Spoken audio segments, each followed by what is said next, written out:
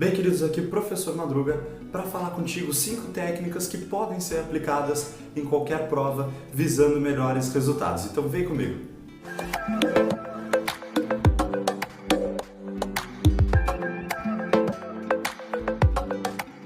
A grande verdade é que a preparação para a tua prova ela precisa ser estratégica para que tu tenha cada vez melhores resultados em menos tempo.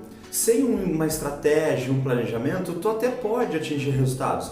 É a mesma coisa que tu quer andar, tu quer viajar para alguma determinada cidade. Sem um mapa ou sem a localização, tu até pode chegar nessa cidade, mas pode demorar muito mais tempo do que demoraria se tu tivesse uma estratégia bem definida, se tu tivesse um planejamento bem definido.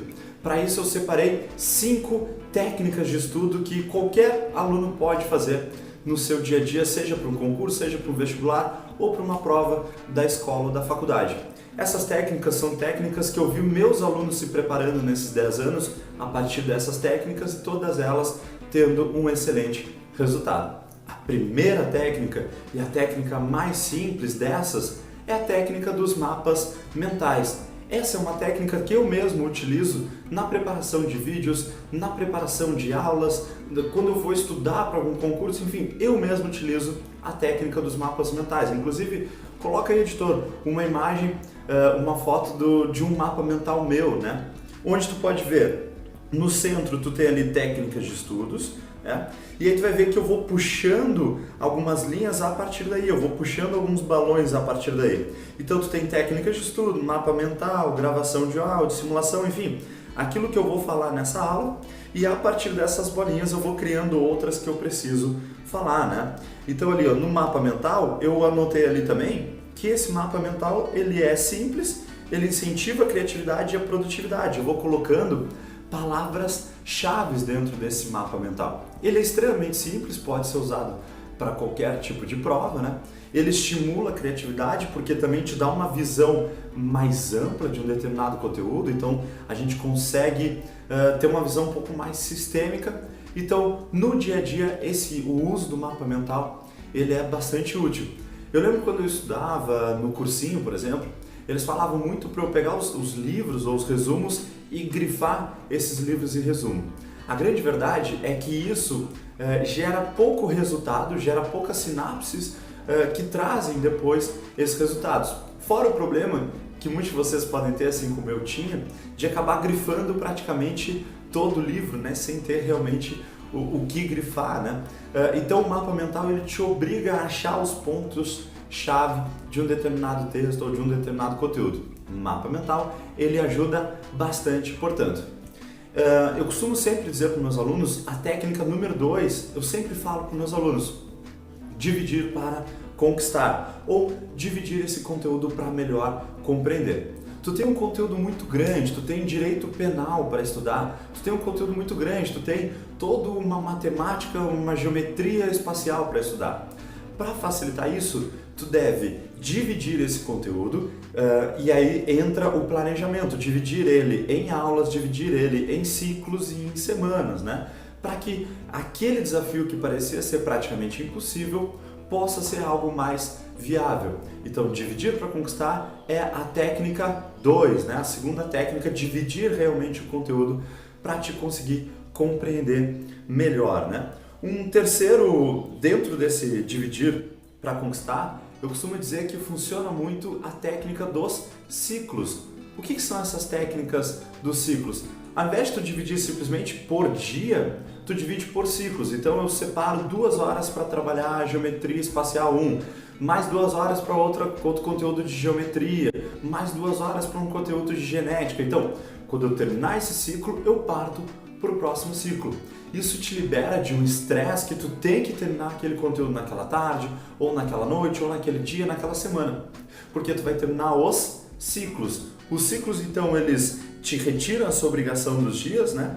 Eles facilitam também na obtenção de metas e também na memorização, porque tu vai estar sempre trabalhando em ciclos, perfeito? Então, número 1, mapas mentais. Número 2, dividir para conquistar e dividir a partir de ciclos também é uma excelente ideia. O terceiro melhor técnica de estudo que eu sempre indico para os meus alunos é a questão de testes práticos. A cada ciclo, tu pode fazer testes práticos para ver qual é o teu nível de compreensão daquele conteúdo. Não basta simplesmente, eu terminei hoje aquele capítulo, olha que legal. Isso simplesmente não adianta, porque não é só vencer o capítulo, é vencer e compreender o capítulo. Por isso que eu sempre digo aos meus alunos, no fechamento, faz teste prático. Mas professor, onde é que eu acho o teste prático? A gente tem ferramentas hoje que são muito boas na internet, aplicativos que te possibilitam fazer testes, além, claro, dos simulados, que é a nossa próxima dica. Então, simulados, simulação cronometrada, que é a nossa dica número 4. Simular uma situação que tu vai enfrentar no vestibular, num concurso, é uma técnica perfeita. Então, digamos que tu tem 2 horas para fazer um concurso ou uma prova. Uma técnica muito boa é tu simular essas 2 horas. Então, tu vai te sentar em frente a um simulado dessa prova ou em provas anteriores e tu vai simular. Tu vai fazer essa prova nessas 2 horas, tu vai ter um controle do tempo, conversa com a tua família, com teus amigos, enfim, para que ninguém te procure nesse período. Desliga tuas redes sociais, desliga tua Wi-Fi, tu consegue. Desliga tuas redes, então, e te concentra nessas 2 horas. Professor, eu vou fazer um Enem. Então tu vai separar uma tarde inteira para fazer esse Enem. Vai fazendo esses simulados. E quando a gente fala de Enem, grandes sistemas de ensino, eles também possuem simulados dentro do próprio sistema, simulados esses online, que podem te ajudar também na hora da tua preparação. A 5ª dica, porque geralmente eu falo essas 4 dicas em sala de aula, né? Usa mapas mentais, divide o conteúdo, né? Faz testes práticos, simula situações reais. A 5ª dica, que é uma dica extra, que geralmente eu não dou em sala de aula, vou falar essa dica para ti, é aproveita para escutar. Aproveita alguns tempos livres que tu tem. Eu, por exemplo, sou uma pessoa gosto muito de escutar, eu sou muito auditiva, talvez seja essa a palavra, auditiva, não sei. Mas eu gosto muito de escutar. Então, quando eu estou dirigindo, por exemplo, eu gosto de ficar escutando outras pessoas falando sobre determinados conteúdos ou sobre outras situações. Onde é que eu acho isso? São os famosos, ou ainda não tão famosos, podcasts. Podcasts são programas falados onde determinadas pessoas falam sobre determinados ou sobre alguns assuntos, né? Também pode baixar o áudio de vídeos de YouTube, também ajuda bastante. Falando em podcast, se tu quer um pouco mais ou se tu quer entender um pouco mais também, aqui no canal do Professor Madruga a gente tem um podcast de atualidades, o link vai estar aqui na descrição. Se tu achar interessante também, te aconselho a fazer isso. Eu já vi alunos ano passado gravando a sua própria voz lendo um determinado texto e depois ouvindo a sua voz falando sobre esse texto. É uma técnica muito interessante também. Eu vi ótimos resultados relacionado a isso, então relacionado a essa leitura dinâmica do texto e depois ficar ouvindo o texto.